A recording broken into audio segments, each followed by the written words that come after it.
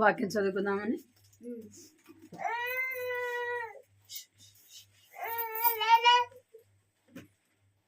రోమా రాసిన పత్రిక మొదటిదిగా రోమా రాసిన పత్రిక 16వ అధ్యాయము 12వ వచనం చదువు.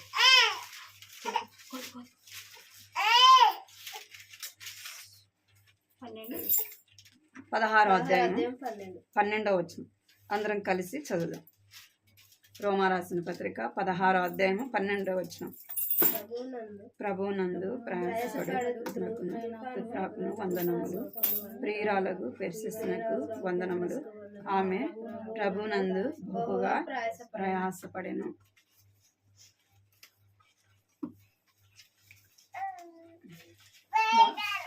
మొదటి కొరింథీ 15వ అధ్యాయము 58వ వచనం. మొదటి కొరింథీ 15వ అధ్యాయము 58వ వచనం. 15వ అధ్యాయం మొదటి కొరింథీ అందరు కలిసి చదువు.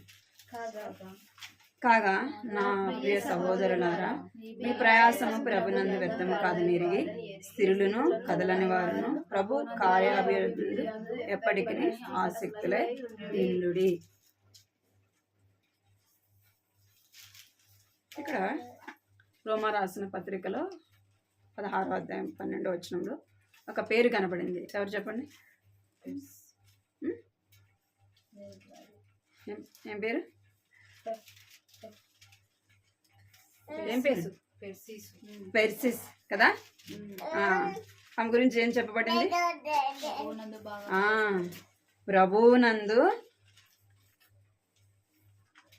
అంట ప్రియురాలకు పెర్సిస్నకు వందనములు. ఆమె ప్రభువునందు బహుగా ప్రయాసపడెను. ఎవరి గురించి చెప్పబడింది అంటే పెర్సిస్ గురించి చెప్పబడింది. ఇక్కడ ఒక స్త్రీ గురించి చెప్పబడుతుంది. ఆమె ఎవరు ఎందుకు ప్రయాసపడుతూ వచ్చిందంట? దేని కొరకు ప్రయాసపడింది? ఎవరి కోసం ప్రయాసపడింది? అంటే ఆత్మ సంబంధమైన దాని కొరకు ప్రయాసపడింది కదా. ఇక్కడ మనం మొదటి కొరింథీలో కూడా మనం చూస్తే ఏమని రాయబడింది? ప్రభువునందు ప్రయాసము వ్యర్థము కాదని ఎరిగి కదలని వారని ప్రభువు కార్యాభివృద్ధి అందు ఇప్పటికి ఆసక్తులై పిండుడి. ఇక్కడ ప్రభువునందు ప్రయాసం ఏం కాదంట. మనం దేవుని కొరకు పడే ప్రయాసం ఏం కాదు, వ్యర్థము కాదు. మరి మనం కుటుంబం కొరకు పడే ప్రయాస వ్యర్థము. అలాగని చేయొద్దా? చేయాలి.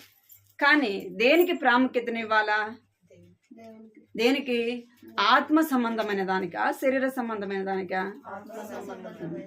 ఇప్పుడు రెండు మనము చూస్తాం. ఒకటి శరీర సంబంధమైన పనులు, రెండోది ఆత్మ సంబంధమైన పనులు. మనము శరీర సంబంధమైన పనులకు ప్రాముఖ్యతనిస్తాం కదా. ఏదైనా ఎక్కడికైనా రమ్మని చెప్పినాం అనుకో, ఏం చెప్తాం? ఇంట్లో పని చేసుకోవద్దా? నేను కూడా అంటా మాట. మనము ఏమంటామంటే మన కుటుంబంలో ఉన్న పని మన కుటుంబం పని కొరకే ముందు ప్రాముఖ్యతను ఇస్తాం. బైబిల్ ఏం చెప్తుంది అంటే ప్రభునందు ప్రయాసము వ్యర్థము కాదు, ప్రభు కార్యాభివృద్ధి అందు ఎప్పటికీ. అదేదో ఒక రోజు 2 రోజులు కాదు కదా. మొదట మనం రక్షింపబడిన నాళ్ళు ఎట్లా ఉంటాం చెప్పండి? ఎప్పుడు మీటింగ్ ఉంటుంది కదా, ఎప్పుడు మందిరానికి వెళ్దాం, ఈరోజు మీటింగ్ ఉంటే బాగుండు, ఈరోజు ఏదైనా ప్రార్థన ఉంటే బాగుండు కదా, ఎక్కడన్నా మీటింగ్ ఉంటే బాగుండు అని ఎట్లా ఉంటాం? ఎంతో ఆసక్తి ఉంటుంది. మొదటి దినాల్లో మనం ప్రార్థించేది కూడా ఎంతో ఆసక్తితో ప్రార్థన చేస్తాం. అరగంట చేయాల్సింది ఎంతసేపు చేస్తాం? గంట, 1.5 గంట అట్లా చేస్తాం. నేను కూడా రక్షింపబడే దినాల్లో ప్రార్థన కాడ కూర్చుంటే మా ఇంట్లో ఫస్ట్ నేనే దేవుని నమ్ముకున్నాను. మా అమ్మ వాళ్ళు ఎవరు రారు మందిరానికి. కూర్చున్నా అంటే 1.5 గంట లేను. మీరు నమ్ముతారా? నమ్మరు. అప్పుడేం తెలీదు. కానీ 1.5 గంట కూర్చునేదాన్ని, అరగంట పాటలు పడేదాన్ని, అరగంట బైబిల్ చదివేదాన్ని, అరగంట సేపు ప్రార్థన చేసేదాన్ని. మా తమ్ముడు మధ్యలో కూర్చున్నారు నాతో పాటు. పోతే ఒప్పుకోను, వాళ్ళు ఖచ్చితంగా కూర్చోవలసిందే. వాళ్ళు కూర్చొని పాటలు పాడిన దాకా, బైబిల్ చదివిన దాకా ఉండాలి. ప్రార్థన వాళ్ళు చేసి, వాళ్ళు చిన్నపిల్లలు అప్పుడు ఇంకా చిన్నవాళ్ళు ఇప్పుడు 2000 సంవత్సరాల మాట చెప్తాను. ఇప్పటికి 2000 అంటే 24 సంవత్సరాలు గడిచిపోయింది. వాళ్ళు ప్రార్థన చేసి వెళ్ళిపోయేవాళ్ళు. కానీ నేను ఖచ్చితంగా 1:30 గంట అయితేనే లేయాలి. అంతసేపు అట్లా కూర్చునేదాన్ని. నేను ప్రార్థన చేస్తుంటే అసలు నేను ఇక్కడ కింద కూర్చున్నాను లేకపోతే పైన తేలిపోతున్నాను అన్న అట్టు ఉండేది నాకు, అంతసేపు ప్రార్థన చేస్తే. అంటే మొదటున్న ఆసక్తిని మనం ఏం చేయము, చివరి వరకు ఉండదు. ఎందుకంటే ఆత్మీయంగా బలహీనం చేయబడతాం, శరీర సంబంధంగా ఏమైపోతాం, బలవంతముగా చేయబడతాం. అంటే దేనికి మనం ప్రాముఖ్యతని ఇస్తామో అదే ఏమవుతుంది, బలం పొందుతుంది. దేనికి మనం ప్రాముఖ్యతని అది ఏమైపోతుంది, బలహీనము చేయబడుతుంది. ఇక్కడ శరీర సంబంధమైన పనులు, ఏ పనులు అంట, శరీర సంబంధమైన పనులు. కానీ మనం చెయ్యాల కానీ దేనికి ప్రాముఖ్యతను ఇవ్వాలంటే ఆత్మ సంబంధమైన దానికి ప్రాముఖ్యతను ఇవ్వాలా. చూద్దాం దేవుని వాక్యంలో ఆదికాండము 18వ అధ్యాయము 16వ వచనం. 18వ అధ్యాయం 6వ వచనం చదవండి. 6వ వచనం. అబ్రహాము గుడారంలోనున్న సారా యొద్దకు త్వరగా వెళ్ళి, నీవు త్వరపడి 3 మానికలు మెత్తని పిండి తెచ్చి పిసికి రొట్టెలు చేయమని చెప్పాను. చాలు.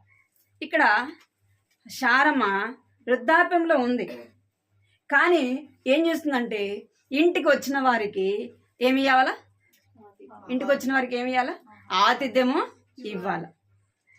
కనుక తను ఏం చేస్తుందంటే వృద్ధాప్యంలో ఉంది, ఎంతో మంది పని వాళ్ళు ఉన్నారు. అయితే అబ్రహాం ఎవరికి చెప్పాడు, పని వాళ్ళకి చెప్పొచ్చు కదా, మీరు వెళ్ళి రొట్టెలు చేయండి, మాంసము వండండి అని చెప్పలేదు. ఎవరికి చెప్తున్నాడంటే శారమ్మకి వెళ్ళి చెప్తున్నాడు. ఏమని చెప్తున్నాడంటే 3 మానికలు పిండి కలిపి చేయాలంట. 3 మానికలు పిండి అంటే ఎంత, మానికంటే 1.5 కిలో కదా, మానికంటే తెలుసు కదా మీకు, తెలీదా? మానికంటే 1.5 కిలో అనమాట. కిలో వేరు, మానిక అనేది పెద్దది. అట్లా 3 మానికలు పిండి ఏం చేయాలంట, రొట్టెలు చేయాలి. తన బలహీనంగా ఉన్నప్పటికీ తను ఏం చేస్తుందంటే రొట్టెలు చేస్తూ ఉంది. ఇంకా చూస్తే మనము ఆదికాండం 24వ అధ్యాయంలో, ఆదికాండం 24వ అధ్యాయం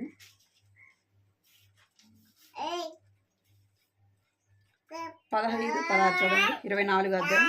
మాట్లాడుట చాలింపక ముందే అబ్రహాము సహోదరుడైన నాహోరు భార్యకు మిల్కా కుమారుడైన బెతుయేలుకు పుట్టిన రిబ్కా కడవరి భుజము మీద పెట్టుకొని వచ్చెను. ఆ చిన్నది మిక్కిలి చక్కనిది, ఆమె కన్యక, ఏ పురుషుడును ఆమెను కూడలేదు. ఆమె ఆ బావిలోనికి దిగిపోయి కడవను నీళ్లతో నింపుకొని ఎక్కి రాగా ఆ సేవకుడు ఆమెను ఎదుర్కొంటకు పరిగెత్తి. ఇక్కడ ఆదికాండం 24వ అధ్యాయం 15-16 వచ్చిందో రిబ్కా కనబడతా ఉంది.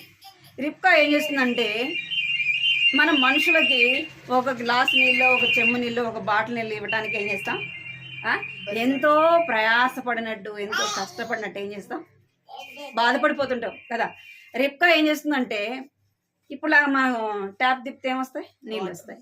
ఇంకా ఏముంది, ఇంటి మీద ట్యాంకీ ఉంటుంది కదా, ఎక్కడ తిప్పినా అక్కడ నీళ్ళు వస్తాయి. అప్పుడు కాలంలో అట్లా ఉండేదా, కాదు. ఏం చేయాలంటే బావిలోకి వెళ్ళి చేదుకో రావాలి, లేదంటే మెట్లుంటే ముంచుకొని రావాలి. ఇక్కడ రిబ్కా ఏం చేస్తుందంటే ఆ ఎలియాజర్కి మాత్రమే కాదు, ఏం చేస్తుందంటే అడగంగానే వెళ్ళి ఏం చేస్తుందంటే చకచకది వెళ్ళి ఏం చేస్తుందంటే నీళ్లు ఒంటెలకు తాగితే తాగినన్ని, తృప్తిగా తాగినన్ని ఏం చేస్తుంది, తోడి పోస్తాను. ఆ దినాల్లో వాళ్ళు ఏం చేసేవాళ్ళు అంటే బావిలో తోడుకొని తెచ్చుకునేవాళ్ళు. ఎంతో దూరం అంటే ఊరు బయట బావి ఉంటే ఏం చేసేవాళ్ళు, అక్కడ నుంచి తెచ్చుకునే. పెద్దవాళ్ళ కాలంలో అట్లానే ఉండేది కదా, బిందెలు తీసుకెళ్ళి మోసుకొని వచ్చేవాళ్ళు. అలాగ వాళ్ళు ప్రయాసపడినా కష్టపడినా ఏం చేసేవాళ్ళు, ఇంటికి ఒక మనిషి వస్తే ఎంతగానో ప్రేమించేవాళ్ళు. ఇప్పుడు మనం అలా చేస్తున్నామా? ఎప్పుడు వస్తున్నారంటే ఏమనుకుంటాం, ఎప్పుడు పోతారో కదా ఏమనుకుంటాం.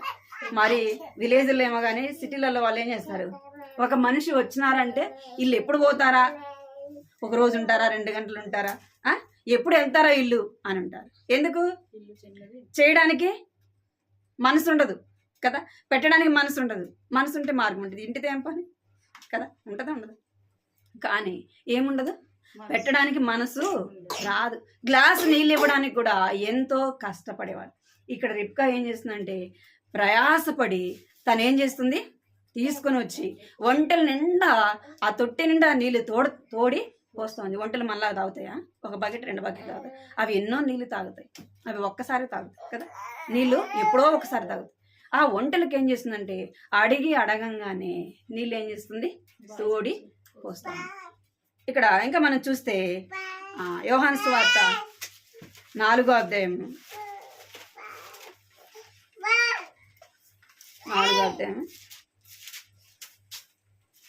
7వ వచనం చదవండి. సమరయ స్త్రీ ఒకతే నీళ్లు చేదుకుంటూ అక్కడికి రాగా యేసు నాకు దాహం నకిమ్మని ఆమెను అడిగాను. 6వ వచనం చదవండి. అక్కడ యాకోబు బావి ఉండేను గనుక యేసు ప్రయాణం వలన అలసి ఉన్న రీతిని ఆ బావి వద్ద కూర్చుండెను. అప్పటికి ఇంచుమించు 12 గంటలు ఆయను. సమరయ స్త్రీ ఒకతే నీళ్లు చేదుకుంటూ అక్కడికి రాగా యేసు నాకు దాహం నకిమ్మని ఆమెను అడిగాను. ఆయన శిష్యులు ఆహారం కొంటకు ఊరిలోనికి వెళ్ళి ఉండిరి. ఆ సమరయ స్త్రీ, యూదుడమైన నీవు సమరయ స్త్రీ అయిన నన్ను దాహమునకిమ్మని ఎలాగో అడుగుచున్నావని ఆయనతో చెప్పాను. చాలు. ఇక్కడ బావి కనపడుతుంది కదా, అక్కడ యాకోబు బావి ఒకటి ఉండేను. ఆమె ఏం చేస్తుందంటే ఎన్ని గంటలప్పుడు వెళ్తుందంట, 12 గంటలప్పుడు వెళ్తా ఉంది. అంటే అప్పుడు కాలంలో నీళ్లు కోసం వాళ్ళు ఎంతో ప్రయాసపడేవాళ్ళు. అంటే శరీర సంబంధమైన ఆ యొక్క పనుల కొరకు ఏం చేసేవాళ్ళు, ఎంతో కష్టపడి చేసేవాడు. ఎందుకు అంటే కుటుంబం కొరకు కదా, భర్త పిల్లలు ఆ కుటుంబాన్ని ప్రేమించేవారు కనుక ఏం చేసేవాళ్ళు, కుటుంబం కొరకు ఎంతో శ్రమించేవారు. మనం కూడా ఏం చేస్తాం, రోజంతా కష్టపడతాం, రోజంతా శ్రమ పడతాం. బాగలేకపోయినా రెస్ట్ తీసుకుంటామా? పని అయిన తర్వాతనే ఏదో 1 గంట అరగంట రెస్ట్ తీసుకుంటాం. కానీ మనం ఏం చేస్తామంటే అది మన బాధ్యత అని ఏం చేస్తాం, గుర్తిస్తాం. మనం ఇంటికి యజమానురాలుగా ఉండినప్పటికీ కదా, ఇప్పుడు ఆ కుటుంబము ఎవరిది, మనది కదా. ఇంట్లో సర్వాధికారం ఎవరికి ఉంటుంది, భార్యకి ఉంటుంది. అంటే ఒక యజమానురాలుగా ఉంటూ కూడా ఏం చేస్తుందంటే ఆ యొక్క కుటుంబంలో పనులు తను ఏం చేస్తుంది, బాధ్యతగా చేస్తుంది. ఆ యొక్క పనులన్నీ కూడా ఎక్కడ నేర్చుకుంటుంది అంటే వివాహము కాకమునిపే ఇంటి దగ్గర ఏం చేస్తుంది, తల్లి ఇంటి దగ్గర నేర్చుకుంటుంది. అంటే కుటుంబ సంబంధమైన ఆ యొక్క లోక సంబంధమైన పనులకి ఎంతో ప్రాముఖ్యతను ఇస్తాం. మన పిల్లలకు కూడా నేర్పిస్తాం. మన పిల్లలకు చెప్తుంటాం, ఇప్పుడు నేను చేస్తా, ఆ తర్వాత నువ్వు చేయాలి కదా, నేర్చుకోమా అని చెప్తాం కదా. నిన్ను ఒకరింటికి ఇచ్చినప్పుడు నువ్వు చేయాలి కదా, అందుకే ఏం చేయాలి, నువ్వు నేర్చుకోవాలి. అంటే బాధ్యత, ఇంటి మీద ఏం పని, ఇంటి మీద ఇంట్లో ఉన్న పనుల మీద మనకు బాధ్యతగా ఏం చేస్తాం, వాటిని నిర్వర్తించే వారంగా ఉంటాం. ఏ పని కూడా మనం చేయకుండా ఆపుతామా? వంట చేసేది ఆపేస్తామా? బట్టలతో ఆపుతామా?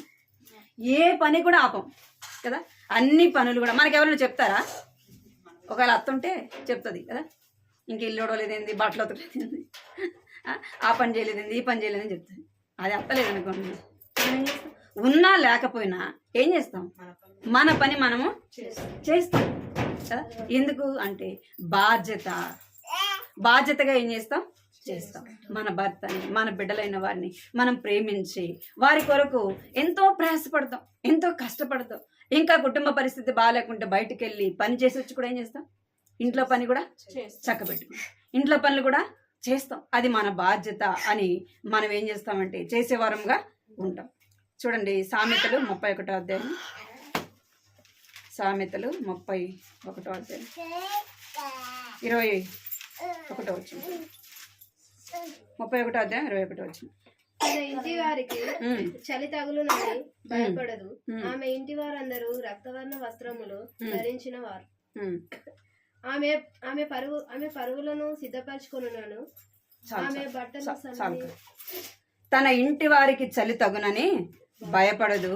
ఆమె ఇంటి వారందరూ రక్తవర్ణపు వస్త్రములను ధరించుకొందురు. అంటే చలి పిల్లలకు తగులుతాదేమో కదా, కుటుంబానికి, భర్తకు, తన కుటుంబ విషయంలో తను ఏం చేస్తుందంట, బాధ్యత కలిగి ఏం చేస్తుందంటే తన ఇంటి వారికి చలి తగులనేమో భయపడదు. ఆమె ఇంటి వారందరికి రక్తవర్ణపు వస్త్రములను ధరించిన వారు. తను ఏం చేస్తుందంటే పిల్లల యొక్క విషయంలో తను ఏం కలిగి ఉంది, బాధ్యత కలిగినదిగా ఉంటుంది. మనం మనకు లేకపోయినా ఏం చేస్తాం? ఎవరికి కావాలనుకుంటాం? పండగ వచ్చినా ఏదైనా ఫంక్షన్ జరిగినా ఏమనుకుంటాం? నా భర్త బాగుంటే చాలు. భర్త ఏదైనా జాబ్ చేస్తుంటే ఏమనుకుంటాం? బయటికి వెళ్తాడు కదా, ఆయన బాగుంటే చాలు కదా, ఆయన మంచి బట్టలు వేసుకుంటే చాలా, నాకేముంది, నేను ఇంట్లో ఉంటా కదా అనుకుంటా. పిల్లలు అనుకోండి, ఏమంటాం? నాకేముంది, నా పిల్లలు బాగుంటే చాలు. అంటే మన కుటుంబానికి ఎంత ప్రాముఖ్యతను మనం ఇస్తున్నాం కదా, ఇస్తున్నామా లేదా? మనము ఏం చేస్తామంటే మన కుటుంబానికి ఎలాగ ప్రాముఖ్యతని ఇస్తాము, మనం ఏం చేయాలి? శరీర సంబంధమైన పనికి మనం ఎలాగ ప్రాముఖ్యతని ఇస్తాము, ఆత్మ సంబంధమైన దాని కొరకు కూడా ఏం చేయాలి? ప్రాముఖ్యతను ఇవ్వాలి. మనం ఎవరైనా ఇంటి దగ్గరికి వచ్చినప్పుడు ఏమి ఇవ్వాలి? మర్యాదను ఇవ్వాలి కదా. కొంతమంది ఇంటి దగ్గరికి వెళ్తే ఏమీరు? మంచినీళ్ళు కూడా ఇవ్వరు. మీకు తెలుసా తెలీదు? తెలుసా మీకు? మీరు తక్కువ, మేము పోతుంటాం, సేవకులం కదా. అక్క సునీతకి ఇస్తుందంట. ఏం చేస్తాం?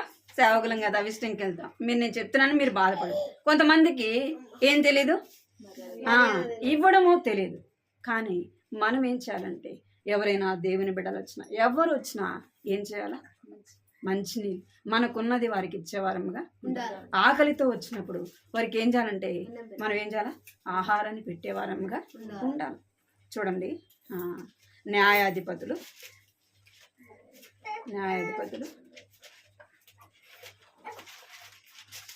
4వ అధ్యాయం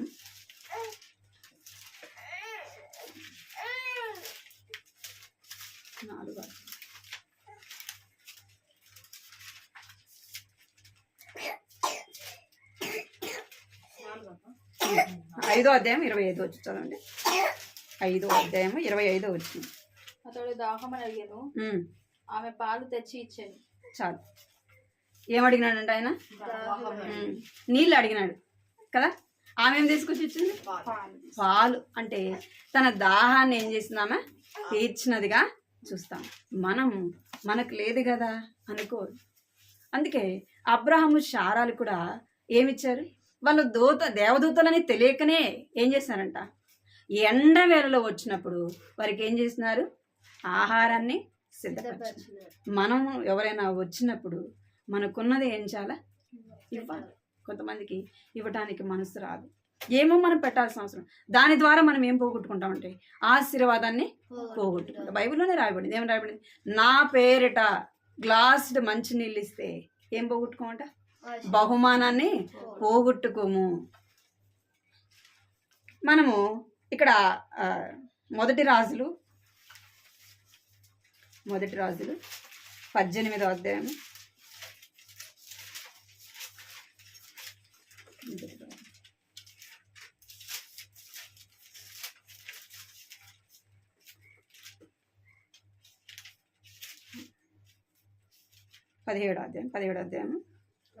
11వ వచ్చింది చదవండి.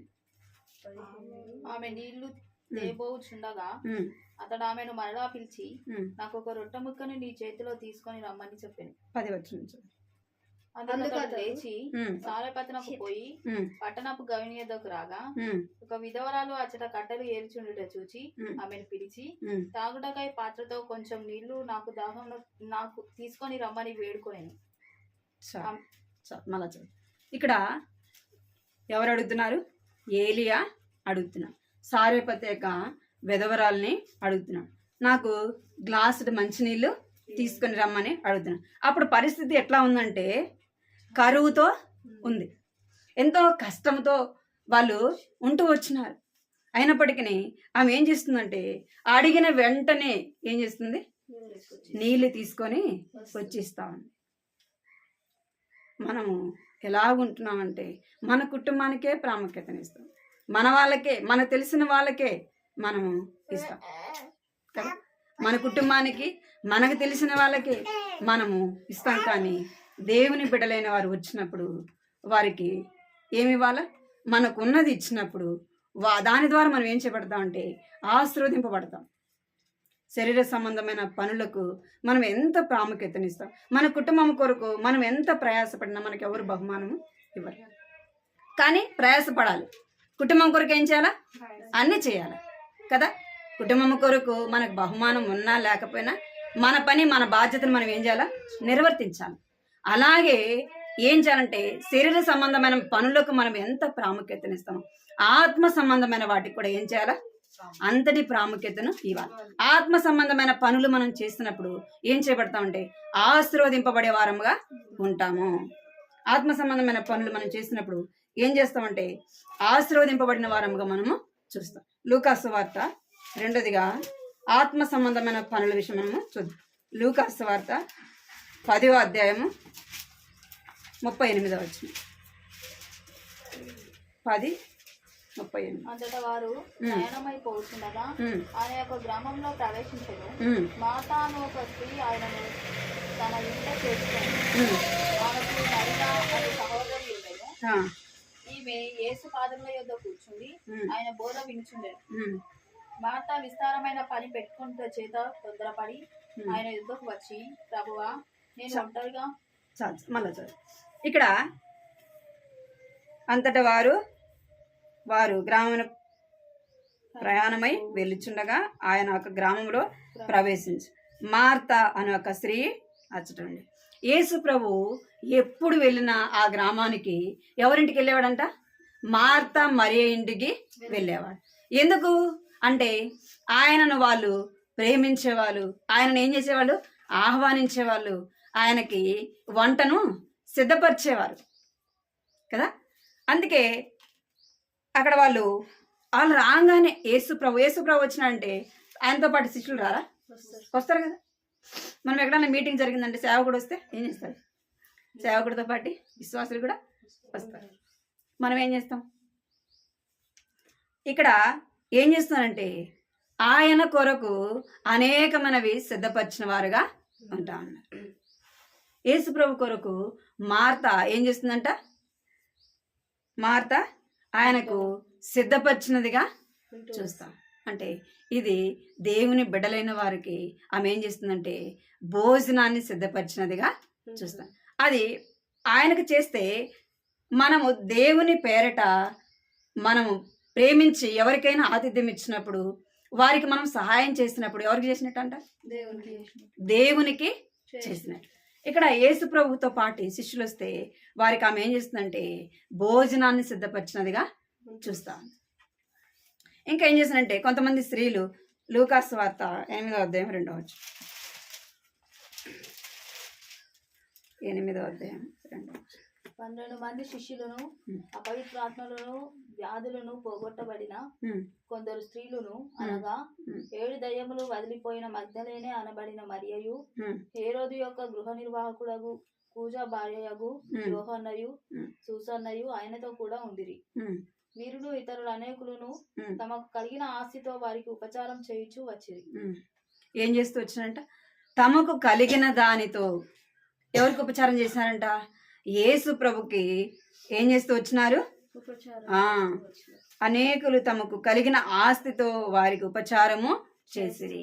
యేసు ప్రభుతో పాటి వచ్చిన వారికి వారు ఏం చేస్తున్నారంటే ఆతిథ్యము ఇచ్చిన వారిగా, ఉపచారం చేసిన వారుగా వారు ఉంటూ వచ్చినారు. అందుకే మార్త మరియ కూడా ఏం చేస్తూ వచ్చారంటే యేసు ప్రభుకు ఆయన శిష్యులకు వారు ఏం చేస్తూ వచ్చారంటే భోజనాన్ని, విందును సిద్ధపరిచిన వారుగా చూస్తాం. కనుకనే వారు ఏం పోగొట్టుకోలేదు? ఆశీర్వాదాన్ని పోగొట్టుకోలేదు. ఎట్లా అంటే లాజరు చనిపోయి 4 దినాలు సమాధిలో ఉంటే దేవుడు ఏం చేస్తూ వచ్చినాడు? లాజరును లేపినవాడుగా చూస్తా ఉన్నాం కదా. దేవుని వారు ప్రేమించి, దేవుని బిడ్డలైన వారిని ప్రేమించి వారు చేసిన దానికి వారు ఏం పొందుతూ వచ్చినారు? బహుమానము, ప్రతిఫలము పొందుతూ వచ్చినారు. లాజరు చనిపోయినాడు 4 దినాలు, ఏదో 1 గంట 2 గంటలు అంటే అది వేరు కదా. చనిపోయి 4 దినాలు అయింది, పాతి పెట్టబడుతూ వచ్చినాడు. లాజర్ని యేసుప్రభు ఏం చేస్తున్నాడు? లాజర్ను ప్రేమించి లాజరును బయటికి రానంగానే ఏమైనాడు? బయటికి. వారి సంతోషము ఎట్లా అని చెప్పండి? పట్టజాలనంత సంతోషము. అంటే దేవుని అక్కడ రాయబడింది కదా 1 కొరింథీలో, ప్రభునందు మీ ప్రయాసము వ్యర్థము కాదు. వారి ప్రయాసం వ్యర్థమైందా? లేదు. వారు చేసిన దానికి వారి ప్రతిఫలం పొందిన వారుగా చూస్తాం. ఇక్కడ ఆదికాండం మనం 18వ అధ్యాయంలో కూడా మనం చూస్తే ఇందాక చదివినాం కదా, 18వ అధ్యాయం 6వ వచనం. అబ్రహాము గుడారంలో ఉన్న శారా యొద్దకు త్వరగా వెళ్ళి, నీవు త్వరపడి 3 మానికల మెత్తని పిండి తెచ్చి పిసికి రొట్టెలు చేయమని చెప్పెను. మరియు అబ్రహాము పశువుల మందకు పరిగెత్తి ఒక మంచి లేత దూడను తెచ్చి ఒక పనివానికి అప్పగించెను. వాడు దాని త్వరగా సిద్ధపరచెను. తరువాత అతడు వెన్నెను పాలను తాను సిద్ధం చేయించిన దూడను తెచ్చి వారి ఎదుట పెట్టి, వారు భోజనం చేయుచుండగా వారి యొద్ద ఆ చెట్టు క్రింద నిల్చుండెను. వారు అతనితో, నీ భార్య అయిన శారా ఎక్కడున్నదని అడుగగా అతడు, అదిగా గుడారంలో నున్నదని చెప్పాను. అందుకైనా మీదటికి ఈ కాలమున నీ యొద్దకు నిశ్చయముగా మరలా వచ్చేదను. అప్పుడు నీ భార్య అయిన శారాకు ఒక కుమారుడు కలిగేనని చెప్పాను. ఇక్కడ అబ్రహాము వృద్ధాప్యంలో ఉన్నాడు, శారమ్మ కూడా ఏముంది, వృద్ధాప్యంలో ఉంది. అబ్రహాము చెప్పంగానే, అయ్యా నేను ముసలిదాన్ని కదా, నేను చేయగలనా 3 మానికల పిండి, నువ్వు నాకు చెప్తున్నావు ఏంది అనలే కదా, అనిందా? మరి పని వాళ్ళకి ఎవరికైనా చెప్పిందా? చెప్పిందో లేదో తర్వాత. కానీ ఏం చెప్పిందంటే, చెప్పంగానే ఏం చేసింది, 3 మానికల పిండిని కలిపి వారికి రొట్టెలు చేస్తవచ్చు. అబ్రహాము కూడా శ్రేష్టమైన లేత దూడను వధించి వారికి రుచికరమైన భోజనాన్ని ఏం చేస్తూ వచ్చినాడు, పెడుతూ వచ్చినాడు. వారు తృప్తిగా తిని ఏం చేస్తున్నారు, ఆశీర్వదిస్తూ వచ్చినారు. మీదటకు ఇదే నిర్ణయ కాలానికి వచ్చినప్పుడు శారా ఏం చేస్తుంది, ఒక కుమారుణ్ణి కంటారు. ఆమె కనే వయసు, అప్పుడు కనే వయసా కాదు, వృద్ధాప్యంలో ఉంది. స్త్రీ ధర్మం కూడా ఉడిగిపోయింది. ఆమె పిల్లల కంటానికి కూడా ఆమెకు బలము లేదు. కానీ వారు ప్రభువును బట్టి ఏం చేస్తున్నారు, దేవుని బిడ్డలైన వారిని ప్రేమించి ఏం చేస్తూ వచ్చినారు, వారికి భోజనాన్ని సిద్ధపరిచి వారి తినటి ద్వారా, వారిని ప్రేమించి వారికి భోజనం పెట్టుట ద్వారా వారికి తిని ఏం చేస్తూ వచ్చినారంటే ఆశీర్వదిస్తూ వచ్చినారు. ఏ ఆశీర్వాదం అనేది అంటే ఆత్మ సంబంధమైన ఆశీర్వాదము. చాలా చెప్పొచ్చు కదా, నేను వృద్ధాప్యంలో నేనాడ చేస్తాను, అసలుకి నా వల్ల అవుతుందా అని చెప్పచ్చు. అనలేదు. ఏం చేస్తుందంటే అలాగా చేస్తూ వచ్చింది. అంటే దేవుని బిడ్డలైన వారిని ప్రేమిస్తూ వచ్చింది. వారికి తెలియదు దేవదూతలను, ఎవరో వచ్చినారు. అబ్రహాం ఏం చేస్తున్నాడు, వారిని చేరదీస్తున్నాడు. ఎండవేళ్ళలో వచ్చినారు కదా, వాళ్ళని బతిలాడుకుంటున్నాడు. అయ్యా కూర్చోండి, కాలు కడుక్కోండి, మంచినీళ్ళు తాగండి, కోసేపు ఉండండి, మీకు భోజనము సిద్ధపడి. మరి ఆ వయసులో పెట్టే వయసా? మనం ఏం చేస్తాం, మన తిన్నాక ఎవరైనా వస్తేనే, ఒక మనిషికి అన్నం చేయాలంటేనే ఎంతో బాధపడతాం కదా. చెప్పే నేనైనా మీరైనా ఏం చేస్తాం, బాధ కదా. ఇప్పుడు చేయాలా అంటాం, ఇప్పుడు చేయాలా, ఇప్పుడు అన్నం కూర ఎప్పుడు చేయాలి అసలుకి అంటాం. కానీ శారమ్మ అయితే అలాగా అనలేదు. ఏం చేస్తుందంటే చెప్పిన వెంటనే వెళ్ళి వాళ్ళకి ఆ రొట్టెలు చేసింది. ఆమె ఆశీర్వదింపబడినదిగా చూస్తాను. అందుకే ఆమె విశ్వాసులకు తల్లిగా ఉంది. ఎవరికి తల్లి? విశ్వాసులమైన మనకు ఆమె తల్లిగా ఆశీర్వదించబడుతూ వచ్చింది. అంటే దేవుని బిడ్డలైన వారిని ప్రేమించి వారికి మనం చేయటం ద్వారా మనం ఏం చేయబడతామంటే ఆశీర్వదింపబడే వారంగా చూస్తాం. ఇంకా చూస్తాం 1 రాజులు, ఇందాక చదివాం కదా, 18వ అధ్యాయం 1 రాజులు 17వ అధ్యాయం 1 రాజులు చదవండి. 12 సారెపతనకు పోయి పట్టణపు గవిని యొద్దకు రాగా, ఒక విధవరాలు అచ్చట కట్టెలు ఏర్చుండుట చూచి ఆమెను పిలిచి, త్రాగుటకాయ పాత్రతో కొంచెం నీళ్లు నాకు తీసుకొని రమ్మని వేడుకొనెను. ఆమె నీళ్లు తేబోచుండగా అతడు ఆమెను మరలా పిలిచి, నాకు ఒక రొట్టె ముక్కను నీ చేతిలో తీసుకొని రమ్మని చెప్పాను. అందుకామె, నీ దేవుడైన యెహోవా జీవం తోడు, తొట్టిలో పట్టడి పిండియు బుడ్డిలో కొంచెం నూనెయు నా యొద్ద ఉన్నవే గాని అప్పం ఒకటైనను లేదు. ఇక్కడ ఏలియా వచ్చినాడు. ఏలియా వచ్చేలోపు ఆ ప్రాంతం అంతా అప్పటికే వర్షము పడట్లేదు, పంటలు పండట్లేదు, అంతా కూడా ఎండిపోయింది. ఆమె యొక్క ఆ విధవరాలు కూడా తను ఏం చేయాలనుకుందంటే కొంచెమే పిండి కొంచెమే నూనె ఉంది, ఇంకేమనుకుంది, పని చేయటానికి పొలాలు పండట్లేదు, మరి కుటుంబం గడిచేది ఎట్లా, కుటుంబం పోషింపబడేది ఎట్లా? ఆమె అనుకుంది ఇంకా నాకు చావే. ఏమనుకుంది, ఇంకా చచ్చిపోవడమే, ఆకలితో 1 రోజా 2 రోజులా కదా అనుకుంది. పుల్లలు ఏరుకుంటా ఉంది. ఆమె ఏమని ప్రార్థన, పాపం ఏమనుకుంటా పుల్లలు ఏరుతా ఉందో వాటిని ఏం చేసింది, ఏరుకొని వస్తా ఉంది. అప్పుడే ఏం చేస్తూ వచ్చినంటే ఏలి ఆమెని పిలిచినాడు. పిలవంగానే అమ్మ నాకు గ్లాసులు మంచినీళ్ళు తెచ్చింది. ఆమె అనుకుంది నీళ్ళే కదా అనుకుంది. పోతుంటే మళ్ళీ ఏం చేసినాడు, పిలిచి చిన్న అప్పం ఒకటి నాకు తీసుకొని రా. ఆమె ఏమంటుందంటే యెహోవా జీవముతోడు నా దగ్గర పట్టెడు పిండి కొంచెమే నూనె ఉంది, అది కూడా ఏమన్నా ఇద్దరికి సరిపోదు అనుకుని ఉంటారు కదా. అయితే ఏలియా అంటున్నాడు, ఏమంటున్నాడంటే 13వ వచనంలో, అప్పుడు ఏలి ఆమెతో ఇట్లా నేను భయపడవద్దు, పోయి నీవు చెప్పినట్లు చేయము, అయితే అందులో నాకు ఒక చిన్న అప్పము మొదట చేసి నా యొద్దకు తీసుకొని రాము. చాలు. ఇక్కడ ఏమంటున్నాడంటే ఆమె అనింది పట్టెడు పిండి కొంచెమే నూనె ఉందయ్యా నా దగ్గర అనగానే ఆయన అన్నాడు నువ్వు పోయి నేను చెప్పినట్టు చెయ్యి అన్నాడు. ఏమంటాం చెప్పండి, నేనే బాధలో ఉంటే, నేనే కష్టంలో ఉంటే ఈయనకు నేను ఎక్కడి నుంచి తెచ్చిచ్చాను అంటాం. అంటే మన బాధ అంతా ఏం చేస్తాం, ఎవరైనా దొరికినారనుకో, మన కోపంతో ఉన్నప్పుడు ఎవరైనా వచ్చారనుకో ఏం చేస్తాం చెప్పండి, ఇంట్లో వాళ్ళ మీద కోపం అంతా వచ్చిన వాళ్ళు అయిపోతారు, వాళ్ళ మీద చూపించేస్తాం. ఇప్పుడు ఈమె ఎంతో బాధలో ఉంది కదా, కష్టంలో ఉంది. ఆ బాధ చెప్తే తీరటానికి లేనంతగా ఉంది.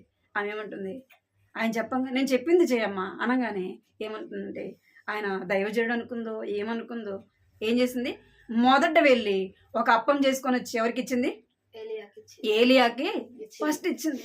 అంటే ఎవరికి ప్రాముఖ్యతనిచ్చింది, ఎవరికి, దేవుని బిడ్డలైన వారికి ప్రాముఖ్యతను. ఫస్ట్ తన బిడ్డ ఉన్నాడు కదా, పిల్లోడు కదా, మనం ఎవరికి ఇస్తాం, పిల్లలకి. భర్త కూడా ఒకవేళ ఆకలితో ఉంటే నువ్వు కొద్దిసేపు ఉండు, ముందు పిల్లలకి పెట్టిన అంటావా? నేనైతే అది అంట, పిల్లలు ఆకలిగా ఉన్నాడు ముందు వాళ్ళకి పెట్టినాక అన్న పెడతా. అంటే మనం ఎవరికి ఇస్తాం, మన పిల్లలు ప్రేమిస్తాం కదా, తర్వాతనే ఎవరన్నా వస్తే ఇస్తాం. ఇక్కడ ఆమె బాబు కూడా వేయలేదు, కానీ ఏం చేస్తుందంటే మొదట అప్పం చేసుకుని వచ్చి ఎవరికి ఇస్తుంది, ఏలియాకు ఇచ్చింది. తర్వాత చదవండి 14 వచ్చిన, భూమి మీద యెహోవా వర్షం కురిపించే వరకు ఆ తొట్టిలో ఉన్న పిండి తక్కువ కాదు, బుడ్డిలో నూనె అయిపోదని ఇశ్రాయేలు దేవుడైన యెహోవా సెలవిచ్చి ఉన్నాడు అనెను.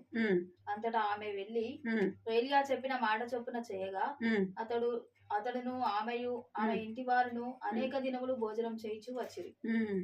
ఏమంట, ఏలియాకు ఒక్క రొట్టె ఇవ్వడం ద్వారా ఆయన ఏమన్నాడు, మొదట చేసుకొని వచ్చి నాకు ఇయ్యమ్మా, నీ పిండి అయిపోదు, నీ నూనె అయిపోదు, దేవుడు చెప్పినాడు అనగానే మనం నమ్ముతామా, నమ్మం కదా.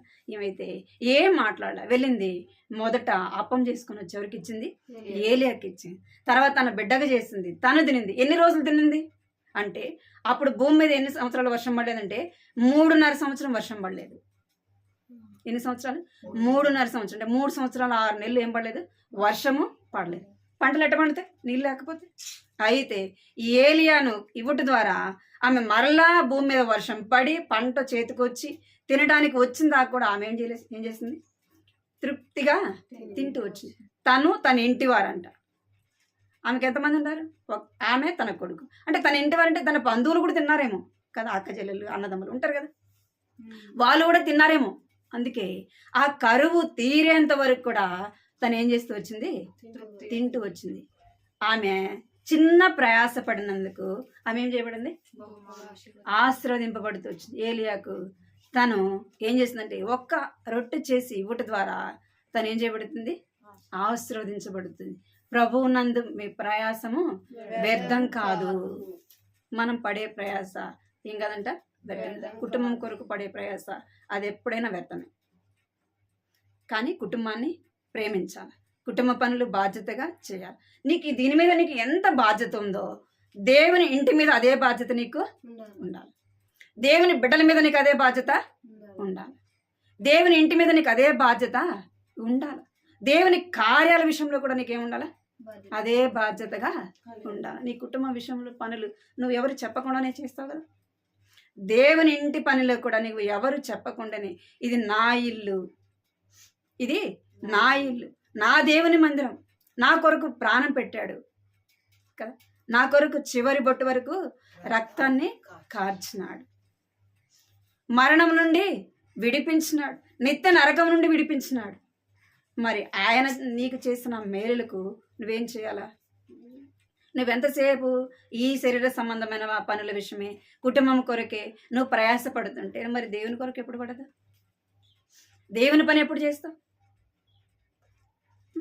దేవుని ఇంటి కొరకు నువ్వు ఎప్పుడు ప్రయాసపడతావు?